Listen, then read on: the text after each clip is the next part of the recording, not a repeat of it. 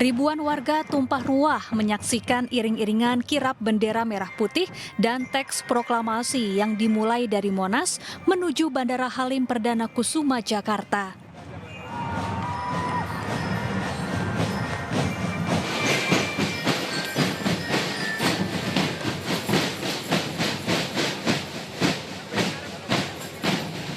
Kendaraan taktis maung melintasi sejumlah jalan protokol di Jakarta dengan iring-iringan dari Paskibraka DKI Jakarta, pasukan berkuda, hingga marching band.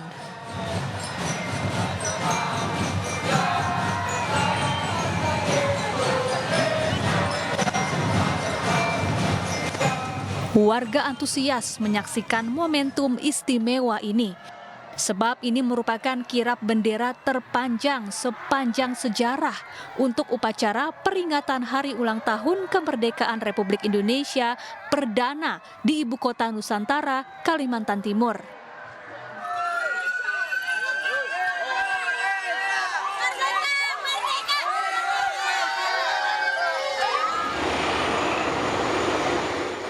Kacina Ozora dari Kalimantan Tengah bertugas membawa bendera merah putih. Adapun Keila Azahra Purnama dari Sumatera Selatan bertugas sebagai pembawa teks proklamasi.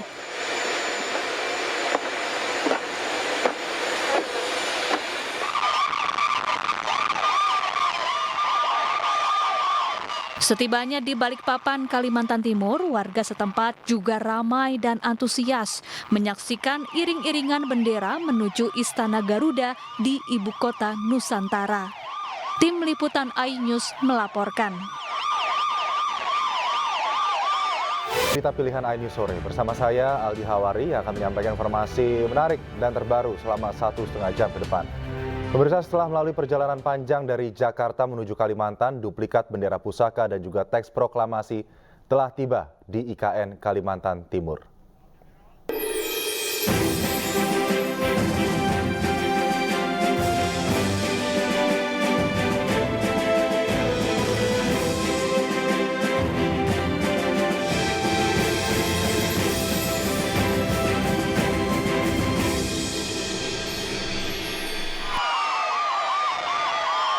Duplikat bendera pusaka dan teks proklamasi telah tiba di Ibu Kota Nusantara IKN hari ini pada pukul 15.57 waktu Indonesia Tengah. Rombongan kirap pembawa bendera ini memasuki kawasan inti pusat pemerintahan di sekitar Istana Garuda, Ibu Kota Nusantara. Bendera selanjutnya dibawa ke ruang bendera di Plaza Istana Negara. Bendera siap dikibarkan pada HUT ke-79 RI pada 17 Agustus 2024 mendatang.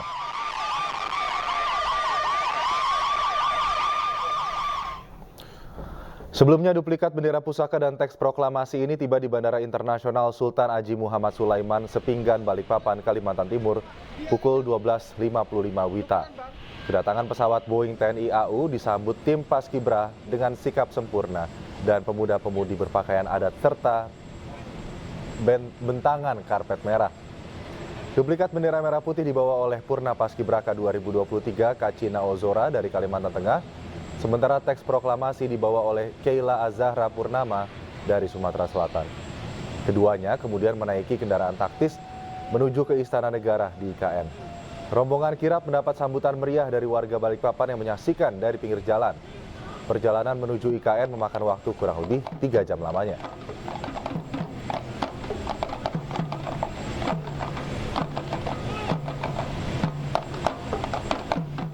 Sebelumnya prosesi kirap bendera merah putih dimulai dari Monas, Jakarta Pusat, kemudian diterbangkan ke IKN melalui Bandara Halim Perdana Kusuma. Warga tumpah ruah menyaksikan iring-iringan kirap sang merah putih di sejumlah jalan protokol di Jakarta.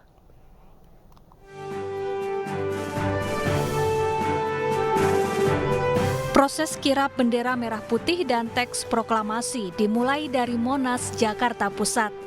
Prosesi kirap dipimpin langsung oleh Kepala Sekretariat Presiden Heru Budi Hartono.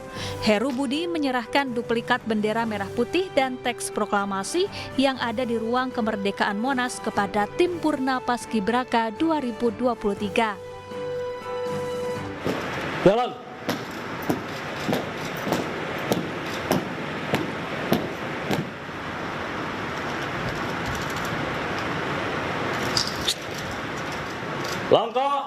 Tegap, maju,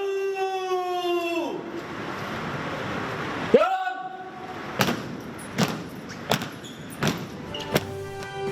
Kacina Ozora dari Kalimantan Tengah bertugas membawa bendera merah putih. Adapun Keila Azahra Purnama dari Sumatera Selatan bertugas sebagai pembawa teks proklamasi.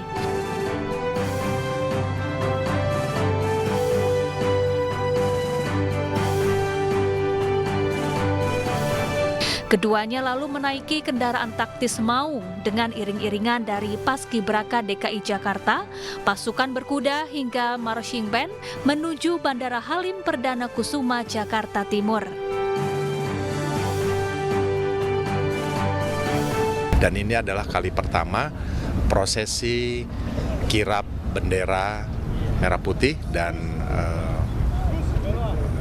fotokopi, artinya kirap dan teks proklamasi itu dibawa ke IKN.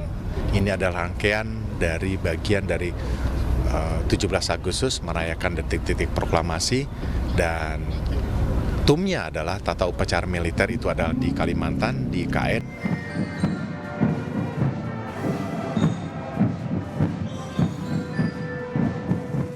Di sepanjang jalan, warga tumpah ruah menyaksikan iring-iringan kirap bendera merah putih yang akan digunakan untuk upacara peringatan Hari Ulang Tahun ke-79 Kemerdekaan Republik Indonesia di Ibu Kota Nusantara.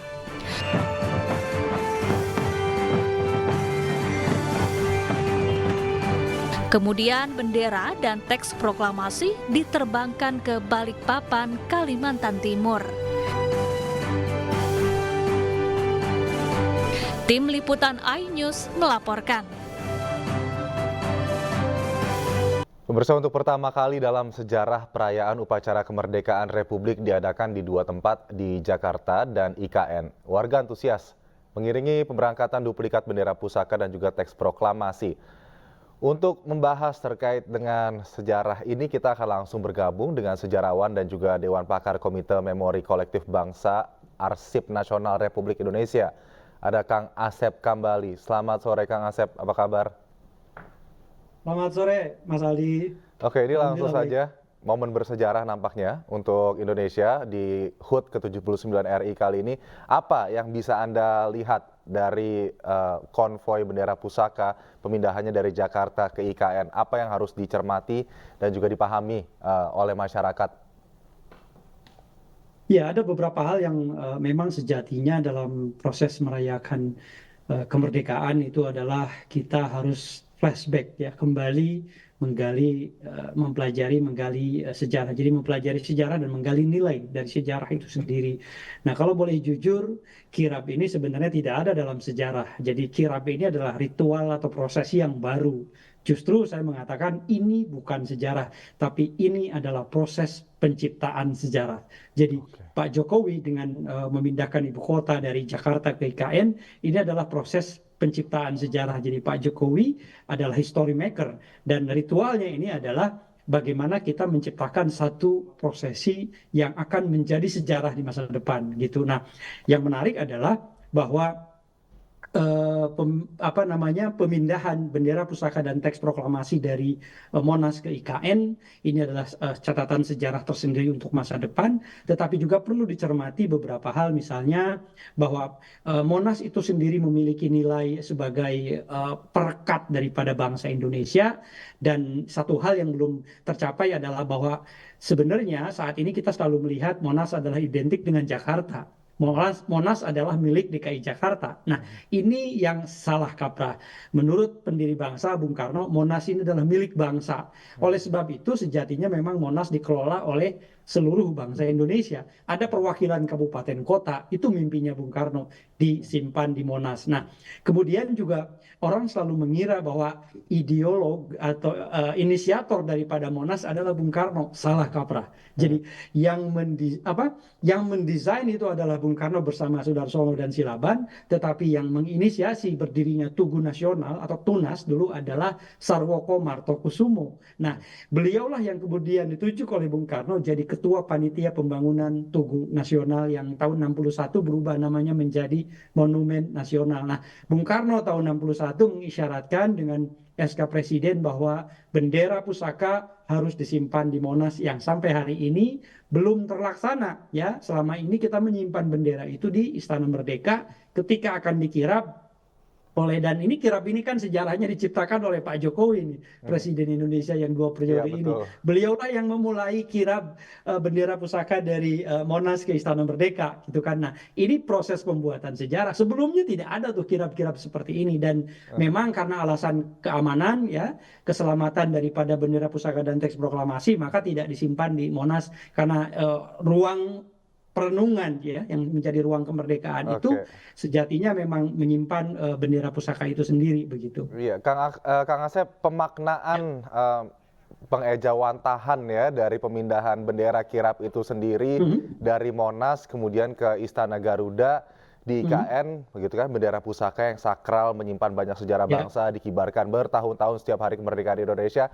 Apa yang harus masyarakat ini tanamkan ataupun pahami dari bendera pusaka yang dipindahkan ini dari Monas kemudian ke Istana Garuda di sana untuk upacara HUT ke-79 Ya, RI?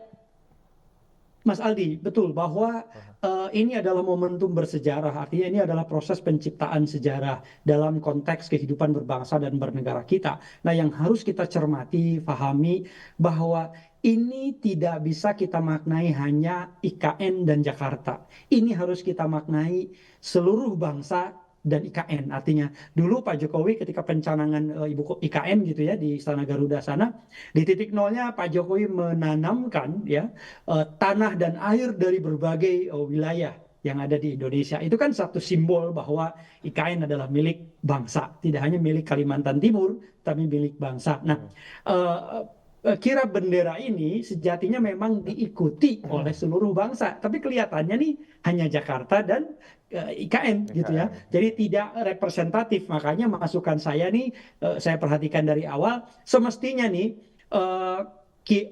bendera pusaka dan teks proklamasi ini ditambahkan dengan gambar daripada Bung Karno dan Bung Hatta, karena beliaulah atas nama bangsa Indonesia dulu memproklamasikan negara ini, bangsa ini, begitu ya. Jadi dilengkapi dengan Soekarno dan Hatta gitu, dan Soekarno Hatta jangan disatukan, harus dipisah, karena anak muda sekarang Gen Z ini melihat anak Soekarno Hatta ini seolah-olah satu orang gitu, padahal 2 orang. Nah, ini harus dicermati juga. Oke. Gitu ya. Jadi ada Bung Karno, Bung Hatta, kemudian ada proklamasi, ada Pancasila dan Bhinneka Tunggal Ika, dan ada bendera gitu ya. Ini lengkap ini. Nah, dimaknainya adalah bahwa kirap ini sejatinya nanti di tahun depan gitu ya, karena Jadi memang ini penciptaan sejarah diikuti ya. oleh berbagai bangsa, Mas Aldi, gitu ya. Jadi dari Aceh sampai Papua ikut kirap tuh, ya. Oke. Ada baju adat, ada mobil hias, ada teatrikal, ada musik, dan jadi ramai ini dari Monas sampai Halim ini jalan kaki saja Mungkin untuk berjam-jam. hemat budget juga kali ya, Kang Asep. Mungkin agar anggarannya Kenapa? tidak terlalu membengkak juga begitu. Mungkin Kang Asep, ini terakhir saja. Ini nanti akan ada dilaksanakan di 2 tempat, Istana Merdeka Jakarta, kemudian juga Istana Garuda di IKN untuk perayaan kemerdekaan HUT ke-79 RI. Anda melihatnya ini bagaimana? Apakah ini akan mengurangi esensi dari perayaan kemerdekaan itu sendiri, atau justru akan semakin memeriahkan suasana pemindahan ibu kota ini?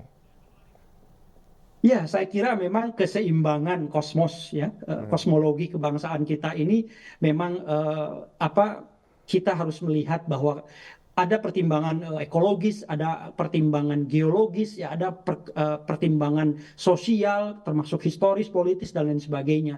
Pemindahan ibu kota itu kan sesuatu yang wajar, dan maka kemudian ada konsekuensi ketika kita merayakan kemerdekaan yang harus dipusatkan di Istana Kepresidenan di ibu kota yang baru, itu tidak masalah. Justru kita menciptakan satu sejarah yang baru. Nah, artinya prosesi ini harus sustainable, Mas, harus berkelanjutan. Maka Monas ya sebagai perlambang yang dulu didesain oleh Bung Karno, perlambang simbol perjuangan sepanjang hayat, artinya Monas desain berusia bahkan 1000 tahun menurut Bung Karno, itu kekuatannya, dan maka oleh sebab itu perjuangan kita harus tanpa henti, harus setinggi, bahkan lebih tinggi dari Monas, dan menyala seperti lidah api, bara yang tak kunjung padam gitu. Nah, artinya konsekuensinya adalah bahwa kita harus melihat ini satu prosesi sejarah yang akan diciptakan di masa depan. Nah, saya mengusulkan kirap ini harus dilanjutkan. Artinya bendera pusaka setelah sampai di IKN dikibarkan, kemudian nanti diturunkan, harus dibawa balik lagi ke Jakarta, ke Monas, karena perintah pendiri bangsa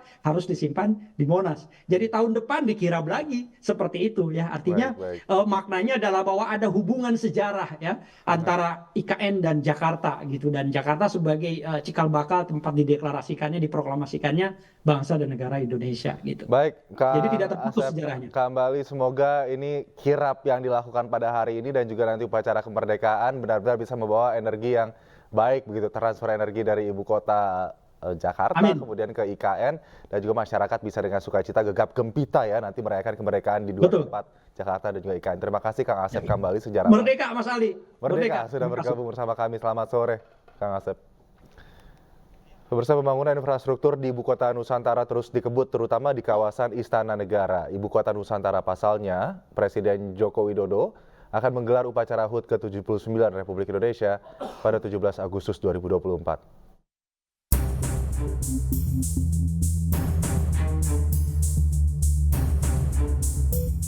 Jelang upacara HUT ke-79 Republik Indonesia, bangunan kantor Presiden di Ibu Kota Nusantara (IKN) di Penajam Pasir, Kalimantan Timur telah selesai dibangun.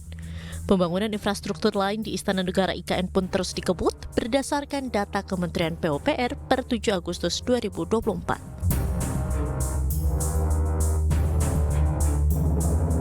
Progres pembangunan lapangan upacara mencapai 90,6%. Istana Garuda sudah mencapai 92,3%.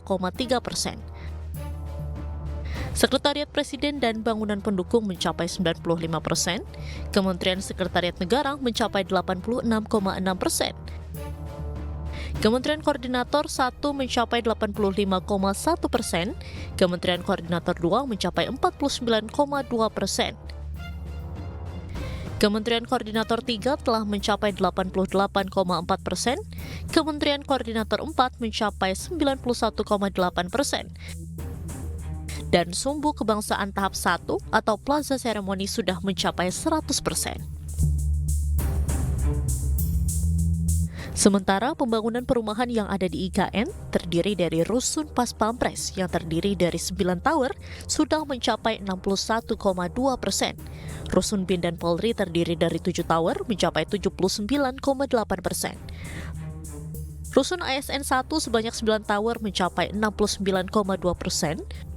Rusun ASN 2 sebanyak 8 tower sebesar 56,9%.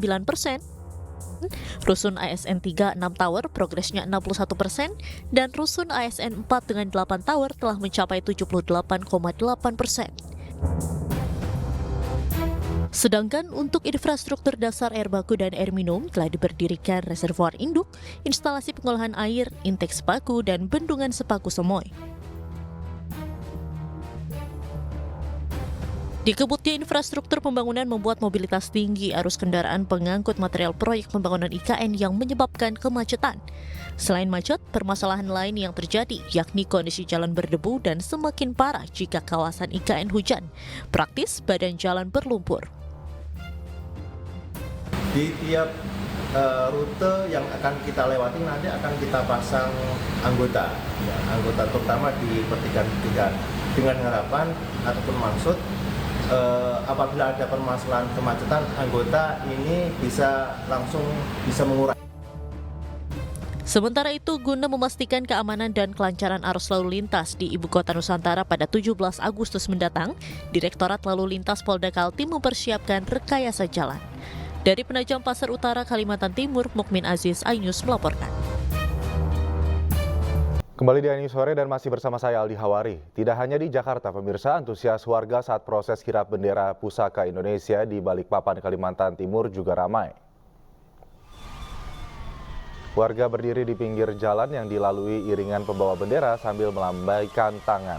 Selain orang dewasa, anak-anak juga ikut antusias menggunakan seragam sekolah dan pramuka sambil melambaikan bendera merah putih. Barisan masyarakat Balikpapan terus memenuhi bahu jalan yang dilalui iring-iringan. Barisan tersebut terus ada hingga ke jalan penghubung kota Balikpapan dan Kabupaten Penajam Pasir Utara, pintu masuk ke Ibu Kota Nusantara.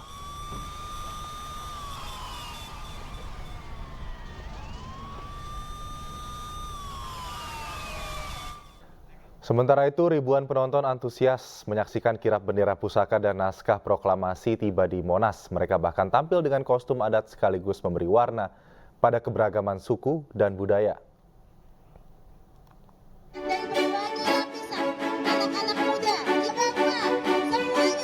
Sejumlah warga antusias menyambut rombongan kirap bendera pusaka dan teks proklamasi saat melintas di sejumlah ruas jalan di Jakarta.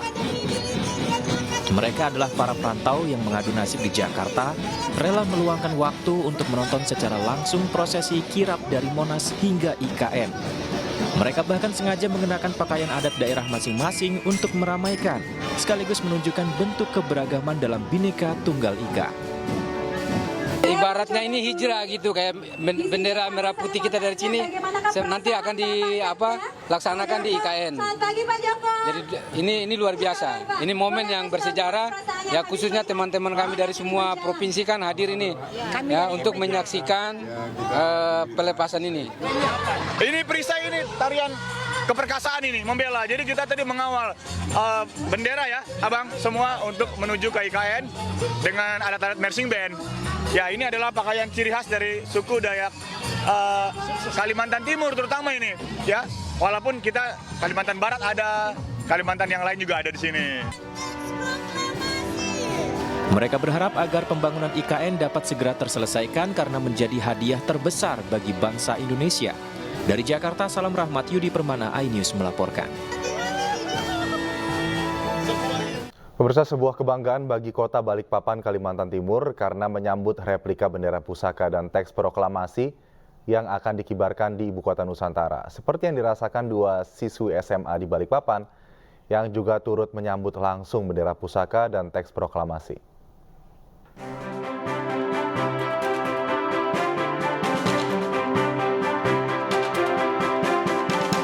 Khoirin dan Jessica merupakan dua dari 38 pelajar yang menyambut bendera pusaka dan teks proklamasi di Bandara Sultan Haji Muhammad Sulaiman Sepinggan, Balikpapan, Kalimantan Timur. Khoirin merupakan Purna Paskibraka Indonesia tahun 2023. Sementara Jessica Arlin merupakan siswi SMA Negeri 3 Balikpapan. Jessica adalah Purna Paskibraka Indonesia tahun 2023 Kota Balikpapan yang bertugas membawa baki peti sore.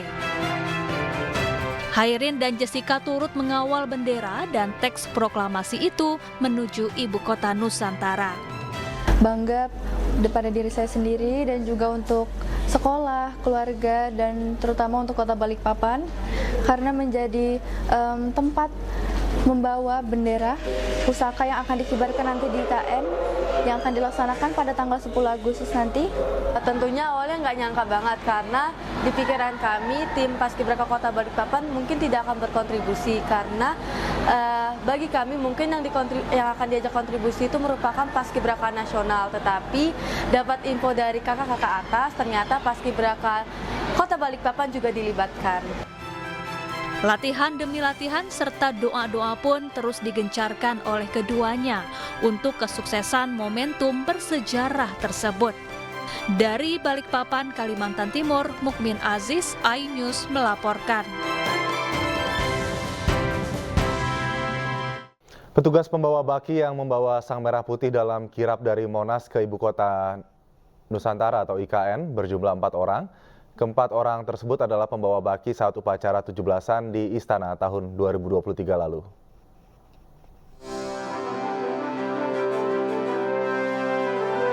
Kirap bendera pusaka dilaksanakan pagi ini. Seperti tahun-tahun sebelumnya, kirap bendera pusaka kali ini pun melibatkan mantan paskibraka nasional. Hanya saja berbeda dengan tahun-tahun sebelumnya. Bendera pusaka akan dibawa dari Monas menuju Ibu Kota Nusantara atau IKN. Karena upacara HUT ke-79 Republik Indonesia akan dilaksanakan dari Istana Negara di IKN. Ada 4 purna paskibraka yang dipercaya sebagai pembawa baki bendera pusaka dalam kirap hari ini. 4 purna paskibraka ini yaitu Naila Aulita Al-Kubra Sinapoy dari Provinsi Banten, Keila Azahra Purnama dari Provinsi Sumatera Selatan, Lili Andriani Suparman Wenda dari Provinsi Papua Pegunungan, dan Kacina Ozora dari Provinsi Kalimantan Tengah. Keempat orang ini adalah pembawa baki saat upacara 17 Agustus di Istana tahun 2023 lalu. Tim Liputan iNews melaporkan. Jelang peringatan Hari Kemerdekaan Indonesia ke-79, sebanyak 76 orang calon pasukan pengibar bendera pusaka telah memasuki pemusatan latihan sejak 13 Juli lalu. Latihan baris berbaris secara intensif pun terus dilakukan sebagai upaya persiapan jelang upacara yang akan digelar di Ibu Kota Nusantara untuk pertama kalinya. Berikut liputan khusus persiapan Paskibraka Nasional jelang HUT RI ke-79.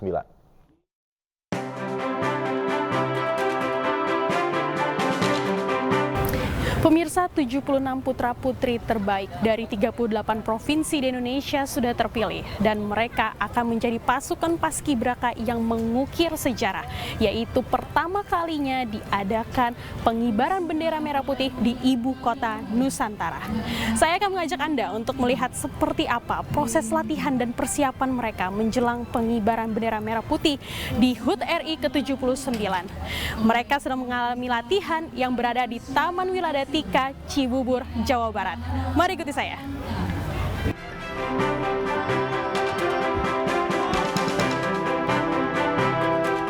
Kamu seperti apa sih prosesnya? Oh iya, untuk proses saya selama menjadi ingin paskibraka, tentunya saya udah impian dari kecil, karena dari ibu saya sendiri merupakan purna paskibraka juga, jadi saya termotivasi untuk menjadi paskibraka.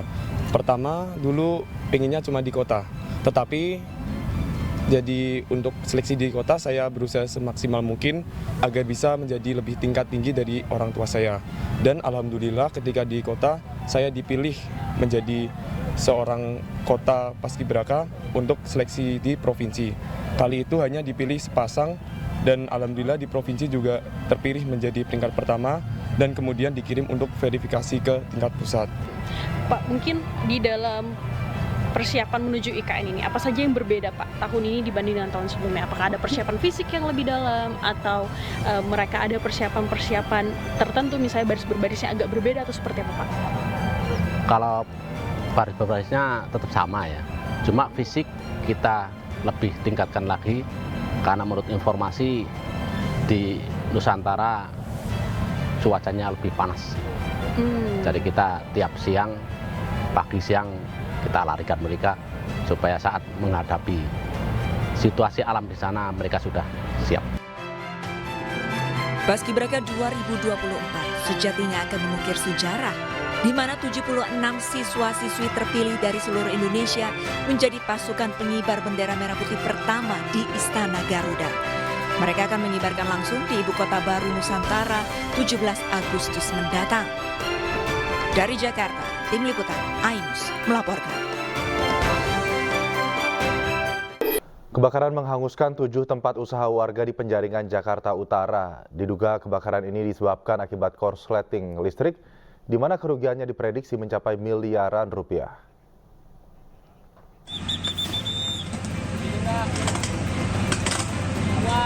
Api dengan cepat melalap 7 tempat usaha di Jalan Jembatan 3 Penjaringan, Jakarta Utara. Adanya bahan kimia dan material mudah terbakar membuat api dengan cepat membesar hingga terjadi perambatan. Kebakaran diduga akibat korsleting listrik ari kabel keluar yang akhirnya membakar rumah makan dan toko cat. Kebakaran diduga akibat korsleting listrik dari kabel udara yang akhirnya membakar rumah makan dan toko cat. Proses pemadaman cukup memakan waktu mengingat adanya bahan kimia yang berbahaya. Bahkan salah seorang petugas mengalami luka ringan akibat terjatuh saat memadamkan api. Total sebanyak 15 unit mobil dan 60 personel dikerahkan untuk memadamkan api. Info awal katanya sih dari warteg nih, warteg sebelah sini. Cuman katanya nggak bisa dimatiin, nyebar ke samping untuk bangunan sebelah sini. Nah ini yang kebakar apa aja Bang? Ini warteg, ini toko api, pabrik roti. Total semua ada berapa bangunan? Kalau bangunan ke dalam masih banyak lagi. Meski tidak ada korban jiwa, namun kerugian diperkirakan mencapai miliaran rupiah. Dari Jakarta, Sofian Firdaus, iNews melaporkan. Sementara akibat kebocoran gas 3 kg, puluhan rumah di Penjaringan, Jakarta Utara mengalami kerusakan. Selain merusak rumah, 3 orang warga juga mengalami luka bakar, di mana 1 diantaranya dalam kondisi kritis. Dan pasca kebakaran, warga secara swadaya tengah berupaya memperbaiki rumah yang terdampak.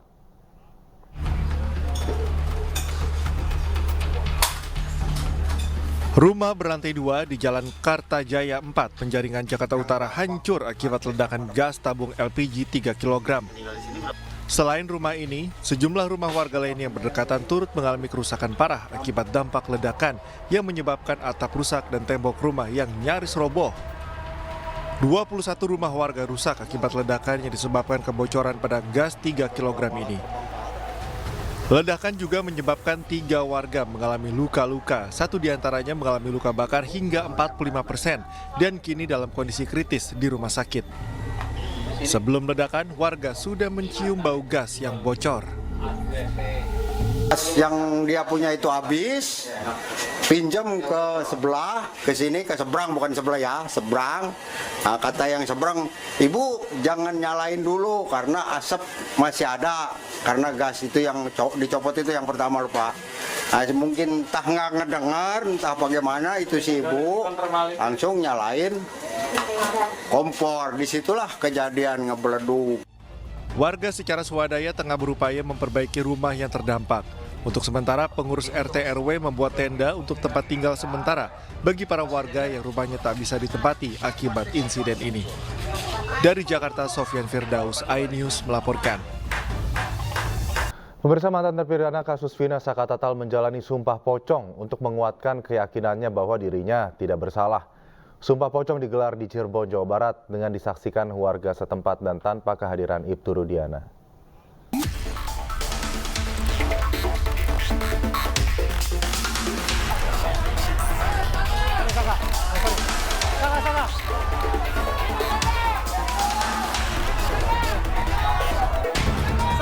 Warga antusias memenuhi area Padepokan Agung Amparan Jati, Cirebon, Jawa Barat untuk menyaksikan prosesi sumpah pocong yang dilakukan mantan terpidana kasus Vina Sakatatal Jumat siang.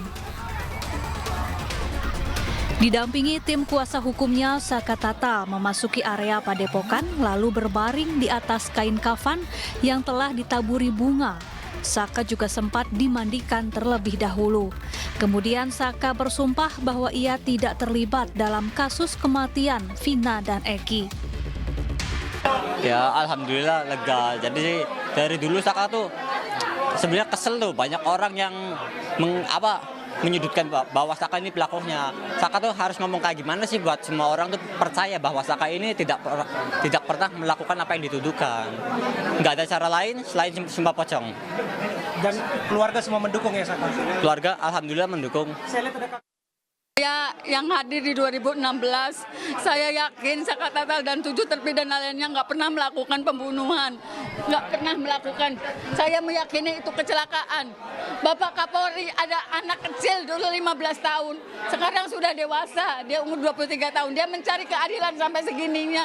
Sampai sumpah pocong, dan saya yakin ke-7 terpidana juga sanggup sumpah pocong kalau diberi kesempatan.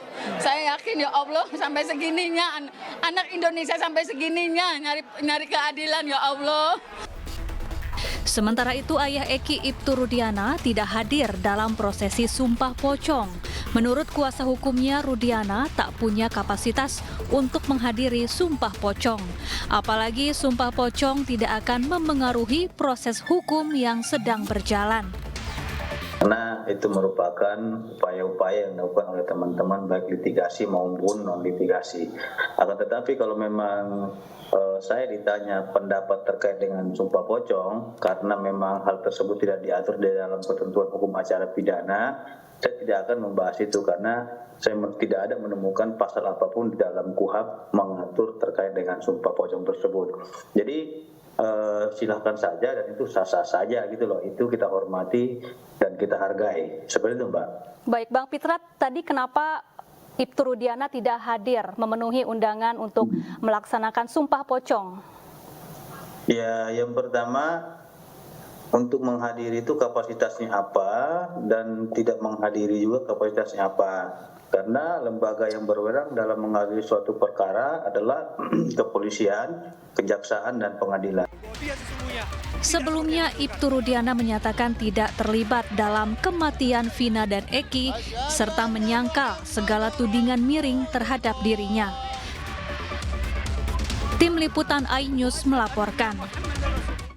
Pemirsa, tak dianjurkan dalam ajaran agama, sumpah pocong dianggap menjadi bentuk frustrasi meminta penegakan keadilan.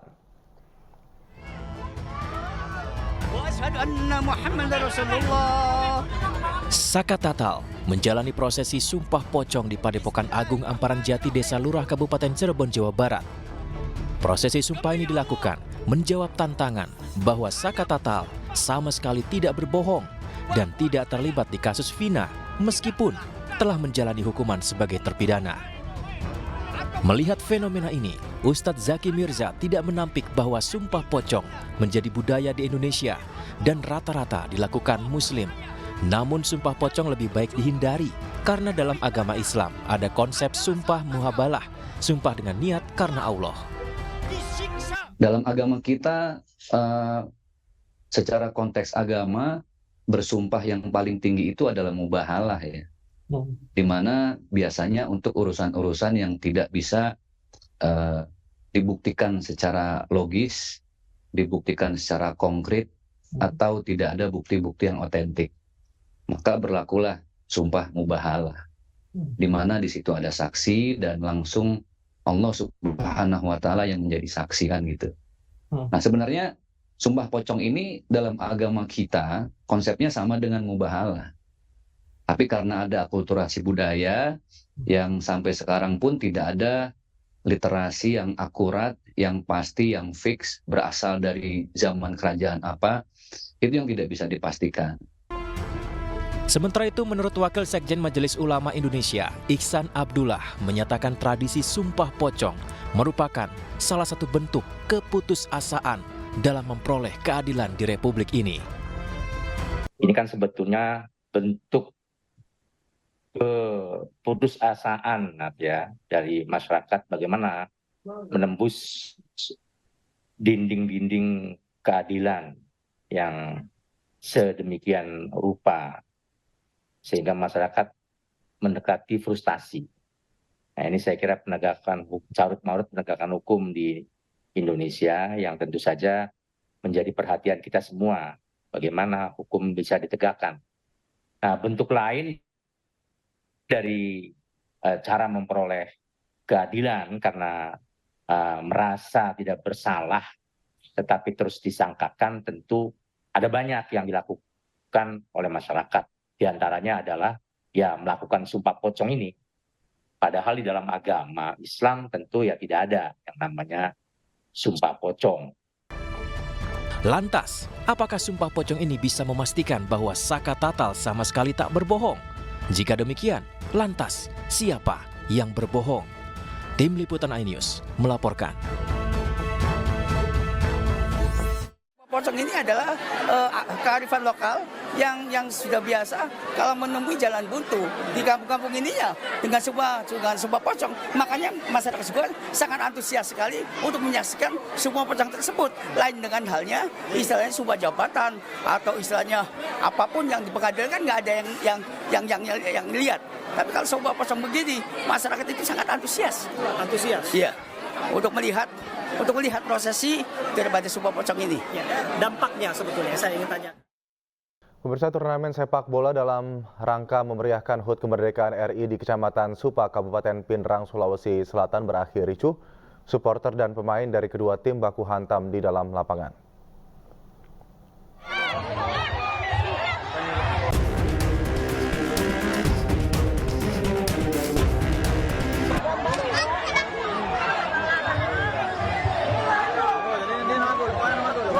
Laga sepak bola antar desa yang terjadi di lapangan Andi Baso, Madu Keleng, Kecamatan Supa, Kabupaten Pinrang, Sulawesi Selatan diwarnai kericuhan.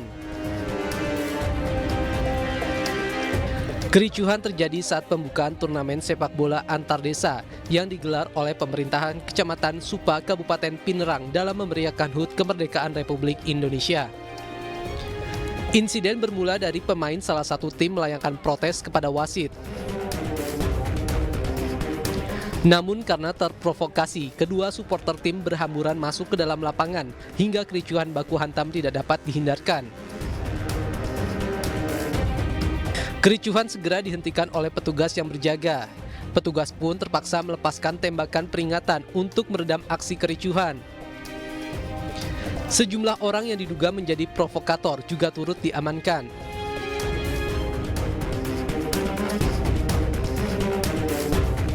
Kebetulan ada insiden antara pemain dan wasit yang dimana dipicu dengan adanya para dua kubu dan penonton pendukung kedua kesebelasan masuk ke lapangan.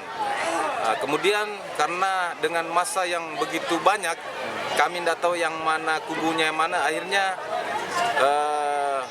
salah satu anggota melaksanakan tembakan peringatan untuk memecah konsentrasi masyarakat.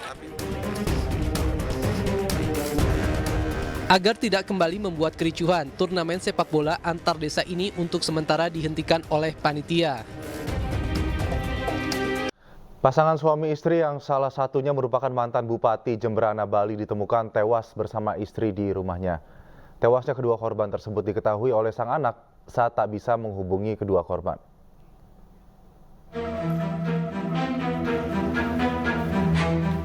Pasangan suami istri ditemukan tewas membusuk di rumahnya di Denpasar, Selatan, Bali. Kepala lingkungan menyebut korban adalah Ida Bagus Ardana yang merupakan mantan Bupati Kabupaten Jemberana 2 periode dan istrinya. Tewasnya pasutri ini diketahui setelah anaknya mendatangi rumah karena curiga orang tuanya tidak bisa dihubungi. Anak dan menantu korban kemudian membuka paksa pintu rumah karena terkunci. Bahwa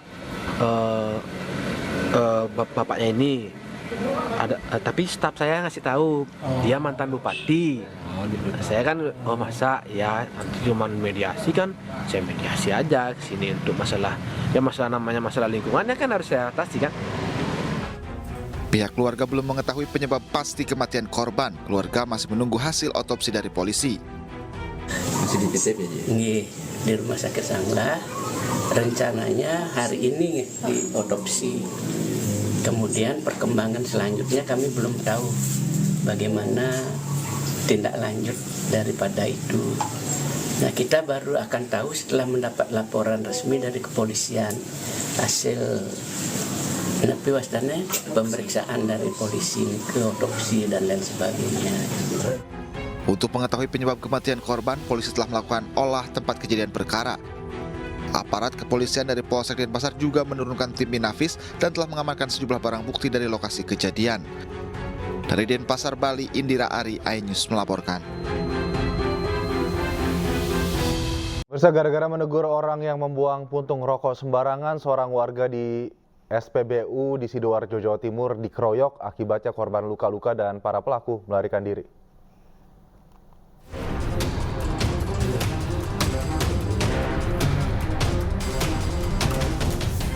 Inilah video kamera pengawas sebuah SPBU di Jalan Pahlawan, Sidoarjo, Jawa Timur yang merekam detik-detik seorang warga yang sedang mengantri bahan bakar dikeroyok sejumlah orang tak dikenal Kamis pagi. Tak hanya melakukan pemukulan kepada korban, namun pelaku terus mengejar dan memukuli korban, meski sejumlah petugas SPBU membantu melerainya. Sejumlah orang tak dikenal ini selanjutnya melarikan diri setelah selesai membeli bahan bakar di SPBU tersebut. Mungkin terjadi salah paham mungkin. Beliau tidak menerima atas teguran itu dan tiba-tiba turun dari kendaraan mobil Grand Max, kemudian memukuli pengendara motor itu yang menegur. Akhirnya saya datang dan memantikan puntung rokok tersebut dengan menegur mereka, namun mereka tidak terima dan menghardik saya dengan kata-kata yang kasar. Akhirnya saya menarik diri dan melanjutkan pengisian BBM kendaraan saya, namun saya dihampiri dan dipukul dari salah satu mereka. Dengan refleks saya membalas, namun kelompok mereka datang dan mengeroyok saya. Oleh korban yang saat ini mengaku mengalami sejumlah luka di wajah dan kepala, kejadian ini telah dilaporkan ke polisi dan berharap para pelaku dapat segera tertangkap. Dari Sidoarjo, Jawa Timur, Yoyo Agusta, iNews melaporkan. Satreskrim Polrestabes Surabaya mengungkap kasus pembunuhan wanita yang ditemukan tewas di rumahnya dengan terlilit kabel di leher. Korban ternyata dibunuh adik kandungnya karena pelaku sakit hati.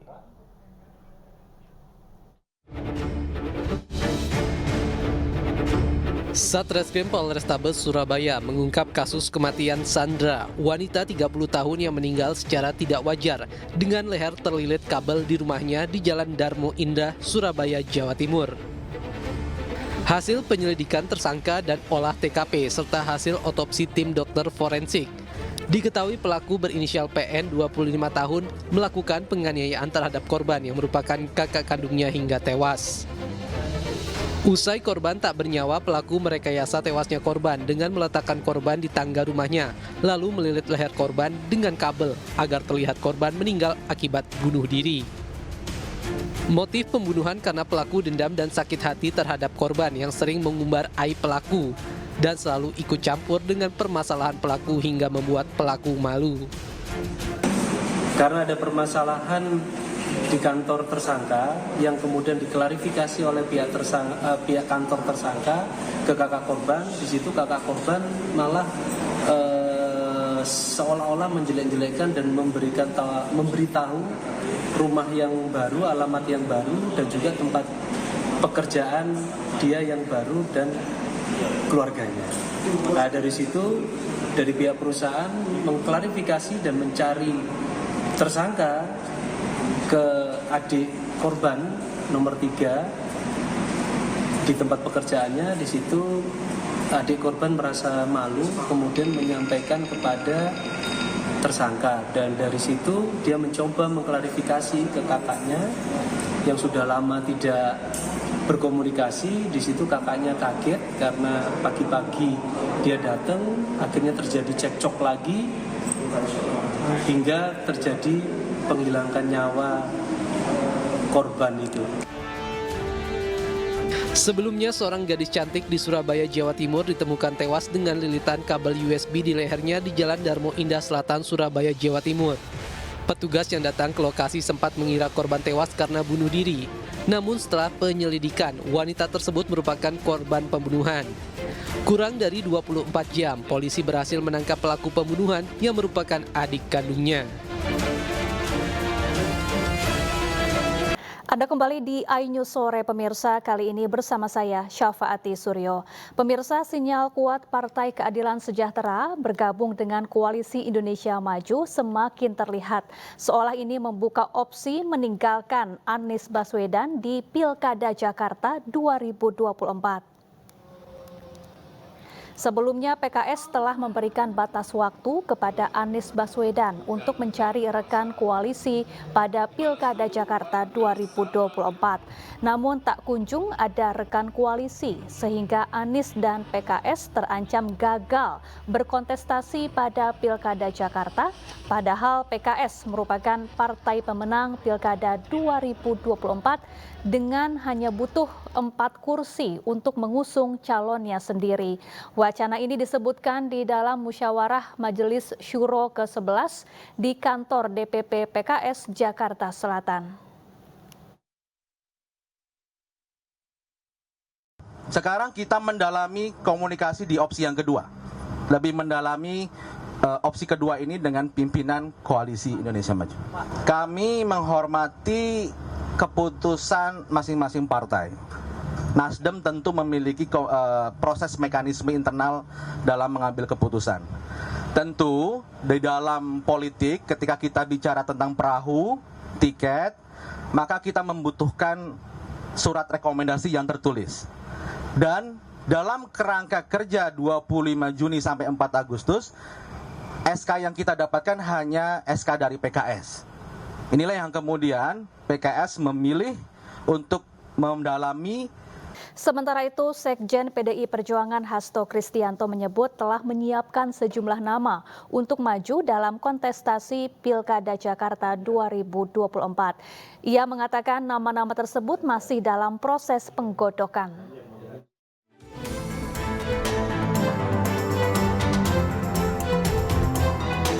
PDI Perjuangan tengah melihat sejumlah opsi nama menuju Pilkada Jakarta, di antaranya Pramono Anung, Basuki Cahayapurnama, Hendar Priyadi, dan Eriko Sutarduga.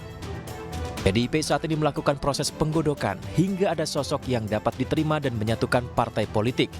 PDI Perjuangan realistis dan objektif mendengarkan suara arus bawah, seperti saat dulu Tri Risma hari ini yang direkrut melalui ASN, kemudian Andika Perkasa yang direkrut dari jalur TNI. Jadi sebenarnya bukan hanya pemilu sekarang, di dalam pemilu sebelumnya kan kami harus realistik, kami harus objektif. Nah, di dalam objektivitas PDI Perjuangan harus mendengarkan suara arus bawah itu. Karena dengan pendaftaran pada tanggal 27 Agustus, spiritnya kan spirit persatuan. Dulu misalnya Ibu Risma itu kan direkrut melalui ASN. Karena beliau menjadi kepala dinas pertamanan dan sering berdialog dengan Ibu, sehingga kemudian akhirnya diproses. Pak Andika misalnya, itu kan juga dari jalur TNI yang merah putih bersama-sama dengan PDI Perjuangan, sehingga beliau kemudian menjadi anggota PDI Perjuangan dan akan nantinya proses pencalonan apakah di Jakarta, apakah di Jawa Tengah, nanti Ibu Megawati Soekarno Putri yang akan memutuskan. Kita persiapkan, kita akan punya banyak sebagai opsi-opsi. Misalnya ada Pak Pramono Anung, itu relatif jauh diterima, ada Pak Ahok, kemudian ada juga Pak Hendy, karena tampilannya sudah di tingkat nasional sebagai kepala LKPP. Kemudian ada juga sosok seperti dari kalangan anggota DPR RI, Pak Eriko Sutarduga misalnya.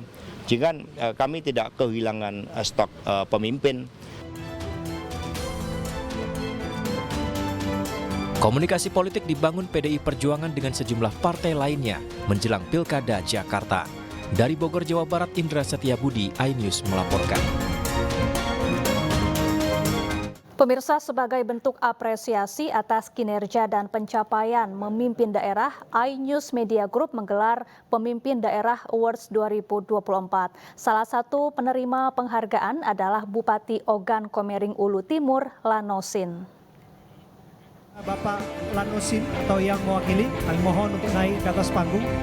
22 kepala pemerintahan daerah dari berbagai wilayah di Indonesia menerima penghargaan dalam ajang Pemimpin Daerah Award 2024 yang diinisiasi oleh iNews Media Group.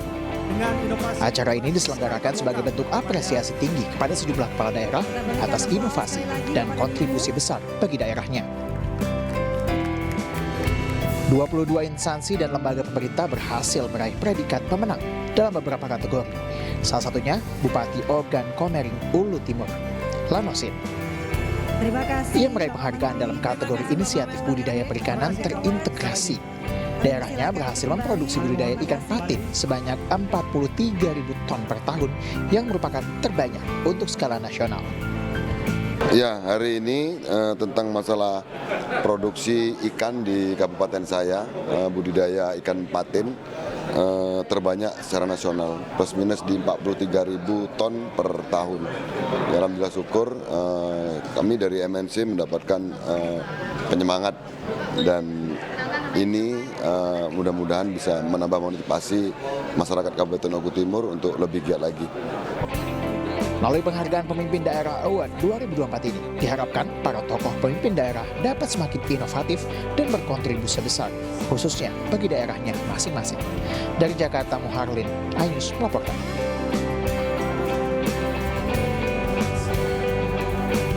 Komitmen membawa sebuah daerah menjadi lebih baik membuat Kabupaten Kutai Kartanegara mendapatkan penghargaan tokoh daerah di ajang Pemerintah Daerah Awards 2024.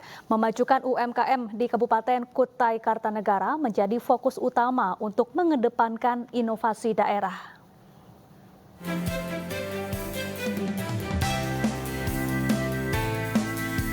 Komitmen membawa sebuah daerah menjadi lebih baik membuat Kabupaten Kutai Kartanegara mendapatkan penghargaan tokoh daerah di ajang Pemerintah Daerah Awards.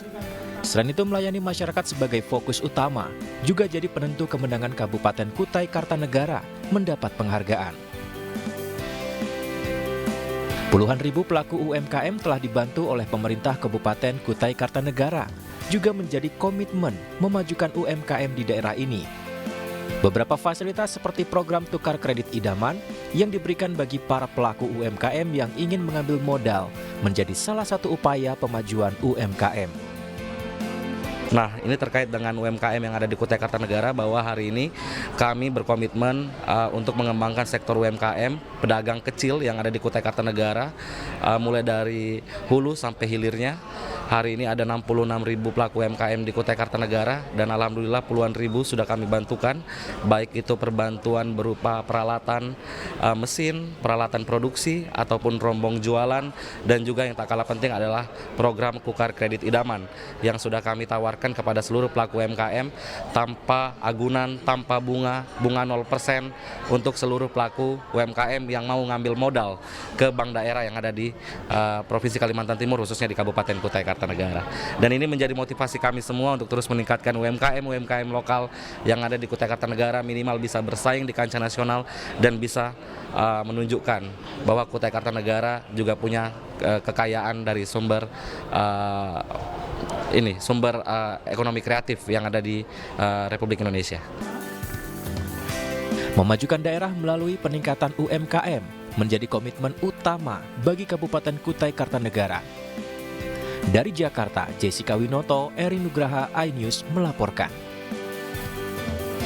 Pemirsa, Kemenparekraf terus menggenjot peningkatan investasi di sektor parekraf, khususnya destinasi pariwisata super prioritas Labuan Bajo. Investasi ini dapat berdampak positif bagi peningkatan ekonomi masyarakat.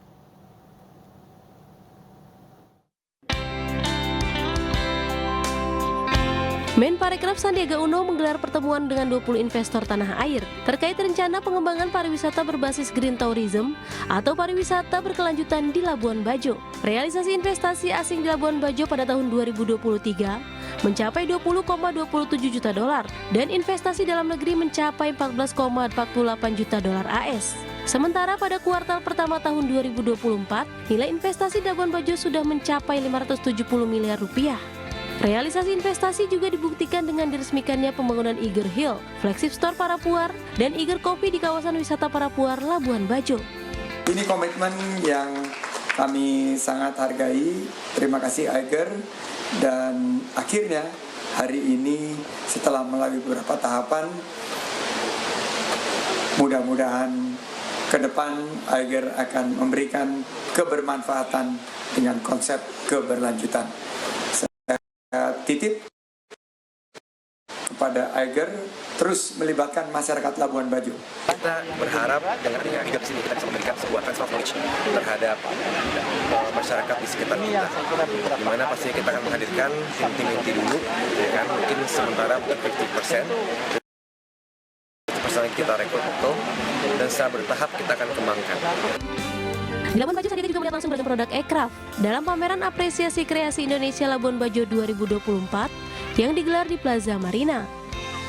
Pameran yang diikuti 30 UMKM terpilih ini akan menjadi upaya Kemenparekraf mewujudkan pencapaian nilai produk ekspor ekonomi kreatif tahun 2024 yang ditargetkan mencapai 28 miliar dolar AS.